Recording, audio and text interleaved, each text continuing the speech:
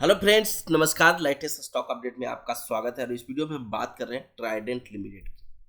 दोस्तों, ये स्टॉक अगर आप देखें तो बीते 1.5-2 सालों में कुछ भी रिटर्न बना के नहीं दिया। जहां तक स्टॉक है जो नीचे की ओर गया है, गिरावट देखने को मिला है।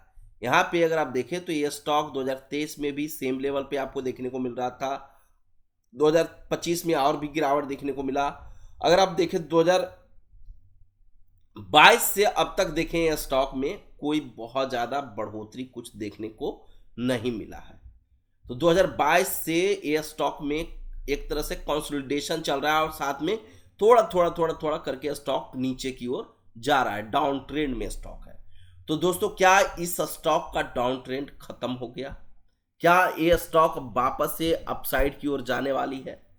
क्या इस स्टॉक में क्या हुआ जिसकी वजह से इतनी दिनों से, एक तरह से कह सकते हैं इतने सालों से कंसोलिडेट हो रहा है, शेयर प्राइस में कोई मूवमेंट नहीं देखने को मिल रहा है? सारी चीजें बात करेंगे आज इस वीडियो में। अगर कोई अपर लेवल पे, इस लेवल पे जाके फंसे हुए हैं लंबे समय से, तो उनके लिए बेहद इंपॉर्टेंट है ये वीडियो ट्राइडेंट लिमिटेड का। दोस्तों, यहाँ पे आपको पता है कि यूरोप के साथ, ईयू के साथ अगर हम बात करें और इंडिया के साथ यहाँ पे ट्रेड डील हुआ है, जो फ्री ट्रेड डील है, यहाँ पे एफटीए हुआ है, जिसका इम्पैक्ट इस शेयर पे कितना पड़ेगा, नहीं पड़ेगा, उसके बारे में भी बात करेंगे। तो सारी चीज़ें हम जानकारी आपके साथ साझा करें उससे पहले दोस्तों यहाँ पे वीडियो को लाइक कर दें, चैनल को सब्सक्राइब कर दें और साथ ही दोस्तों मैं यहाँ पे डिस्क्लेमर भी दे दूं कि यहाँ पे मैं सेबी रजिस्टर्ड एडवाइजर नहीं हूं। तो यहाँ पे मैं किसी भी प्रकार के स्टॉक में इन्वेस्टमेंट रिकमेंडेशन बिल्कुल भी नहीं देता हूं।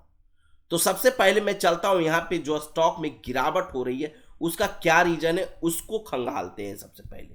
तो यहाँ पे अगर आप देखें तो कंपनी का जो प्रॉफिट है, अगर आप यहाँ पे नजर एक बार डालें तो आपको जो दिखने को मिलेगा सितंबर का प्रॉफिट और पिछले साल के सितंबर से, तो यहाँ पे कंपनी का प्रॉफिट है जो बढ़ा है, ईयर ऑन ईयर बेसिस पे बढ़ा है अगर आप देखें तो, लेकिन क्वार्टर एंड क्वार्टर बेसिस पे गिरा है। तो जून से, पिछले जून की अगर आप देखें तो फिर से यहाँ पे इंक्रीज हुआ है, इनका प्रॉफिट बढ़ा है। लेकिन यहाँ पे एक चीज आप देखिएगा, आपको जो नंबर आपको दिखाई देगा प्रॉफिट एंड लॉस पूरे 4 क्वार्टर का लेकर चलते हैं, तो यहाँ पे जो कंपनी का प्रॉफिट मार्च 2022 में 834 करोड़ का था, उसमें भारी कमी आया है। जो इस पिक लेवल पे, इसी टाइम पे पिक लेवल पे इसका शेयर प्राइस था मार्च 2022। अगर आप देखें तो यहाँ पे जो पिक लेवल आपको जो देखने को मिलेगा 5 ईयर्स में, जो यहाँ पे जनवरी मार्च आपको देखने को मिल रहा है, जनवरी फरवरी मार्च, इसी टाइम पे आपको 2022 में ही सबसे हाई प्राइस पे आपको देखने को मिल रहा था। तो उसके बाद क्या हुआ कि ये स्टॉक में गिरावट की मेन वजह बना इनका रेवेन्यू कम आना, प्रॉफिट में यहाँ पे मार्जिन में भारी गिरावट आ गया। 22% से मार्जिन गिर के 15%, फिर 14%, फिर 13%, फिर 14%। तो यहाँ पे कंपनी के मार्जिन गिरते गया और कंपनी का प्रॉफिट इतना नहीं बढ़ा। कंपनी एक तरह से देखें तो यहाँ पे इनका प्रॉफिट है जो एक तरह से लॉस में तो कंपनी नहीं गई, लेकिन कंपनी का प्रॉफिट सीधा आधी हो गया। आप देख सकते 442, 400, 350, 371, 444 करोड़। और साथ में इनका सेल्स भी बहुत ज़्यादा इंक्रीज नहीं किया। जो पिछले 2014 से अगर आप देखें तो 2022 तक में यहाँ पे इनका सेल्स है जो सीधा डबल हो गया था। अभी तक यहाँ पे जो जितना 2022 में सेल कर रही थी 6,998 करोड़ का, अभी भी 7,225 करोड़ का सेल्स कर रही है। तो यहाँ पे आप देखें सेल्स उतने के इर्द गिर्द है, जहाँ तक कम हुआ है, कभी कभी मोस्ट ऑफ द टाइम कमी देखने को मिला है, लेकिन बढ़ोतरी अभी देखने को नहीं मिला है। और अभी के टाइम पे जो गिरावट देखने को मिला, जो इंडिया और बांग्लादेश के साथ जो कॉन्फ्लिक्ट था, उसका भी इम्पैक्ट यहाँ पे आपको देखने को मिला है। दोस्तों, इस चीज़ का भी बिल्कुल ध्यान रखें। अगर मैं यहाँ पे चलूँ इस कंपनी के बारे में थोड़ा सा मैं आपको और चीज़ें डिटेल में जानकारी साझा करूँ, तो यहाँ पे आपको पता होगा कि वर्ल्ड का largest wheat straw based paper manufacturing company है ये। और इनके एक तरह से बिजनेस है जो यहाँ पे डोमेस्टिक में अगर आप देखें मुंबई में, गुरुग्राम, कोलकाता, बंगलुरु में, यहाँ पे ग्लोबल ऑफिस में न्यूयॉर्क, यहाँ पे आपको यूके के अंदर आपको देखने को मिल रहा है। मतलब कि डिस्ट्रीब्यूशन 150+ कंट्रीज के अंदर आपको देखने को मिलता है। यूएस और यूरोप के अंदर मेजर इनका प्रेजेंस है। मतलब यूरोप में जो अभी एफटीए हुआ है, इससे कहीं ना कहीं ट्राइडेंट को फायदा होने वाला, क्योंकि यूरोप में इनका प्रेजेंस है, तो यहाँ पे एक्सपोर्ट ये बढ़ा सकते हैं इजीली से, मतलब फास्ट वे में।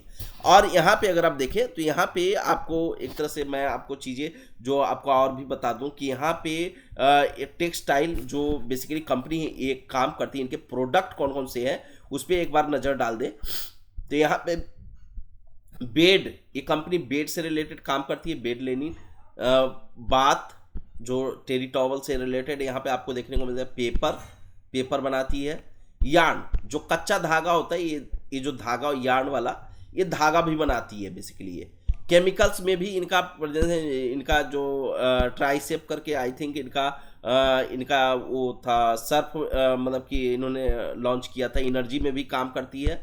तो यहाँ पे ये सब चीज़ों में ये बेसिकली कंपनी काम करती हुई नजर आती है।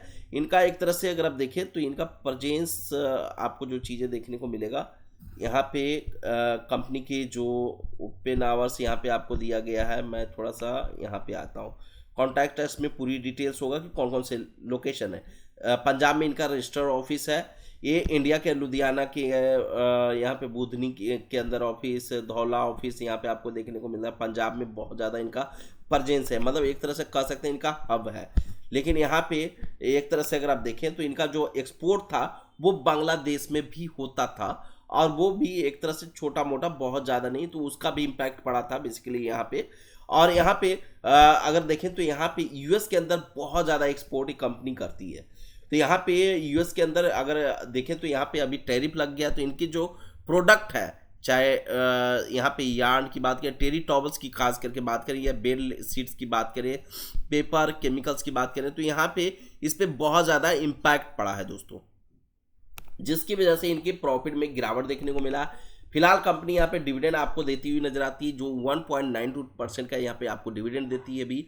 लेकिन आने वाले समय में अगर हम देखें तो यहाँ पे स्टॉक प्राइस में तेजी देखने के यहाँ पे आसार है। और ऐसा मैं इसलिए बोल रहा हूँ क्योंकि यहाँ पे यूरोप में इस कंपनी का प्रेजेंस है, तो अपना एक्सपोर्ट यहाँ पे जीरो टैक्स पे यहाँ पे एक तरह से भेजेगी। और यहाँ पे एफटीए हुआ, आपको पता ही है कि एफटीए हुआ यूरोप के साथ, तो इसका असर इस स्टॉक पे बहुत ज़्यादा पड़ने वाला है। तो यहाँ पे कहीं ना कहीं जो यूएस की तरफ से टैक्स लगा हुआ है, इंडिया के ऊपर टैरिफ जो लगा हुआ है, उसका यहाँ पे एक तरह से कह सकते हैं सोल्यूशन यूरोप में ये अपना एक्सपोर्ट बढ़ा के एक तरह से रिजॉल्व कर सकती है, और यहाँ कहीं न कहीं फिर से पुराने प्रॉफिट पे जा सकती है। जो पुराना 800 करोड़ का यहाँ पे कंपनी प्रॉफिट करने लग गई थी, उस प्रॉफिट पे जा सकती है। कंपनी के ऊपर डेप्ट कम है, 1605 करोड़ का, यहाँ पे रिजर्व 4109 करोड़ का, डेप्ट इक्विटी 0.35 का, और प्रमोटर अच्छी खासी होल्डिंग रखे हुए हैं।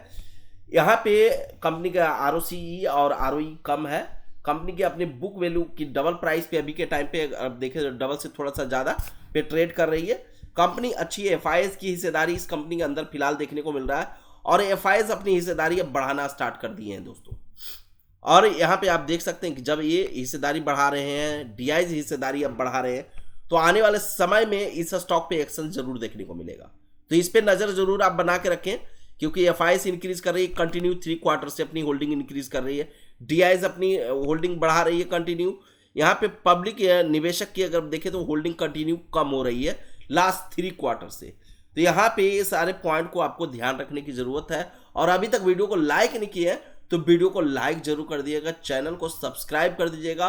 और साथ में दोस्तों यहाँ पे मैं आपको अपडेट दे दूं कि यहाँ पे मैं किसी भी प्रकार के स्टॉक में इन्वेस्टमेंट रिकमेंडेशन बिल्कुल भी नहीं देता हूँ, इसका बिल्कुल आप ध्यान रखिएगा। फिर से मिलते हैं नेक्स्ट वीडियो में लेटेस्ट न्यूज़ के साथ।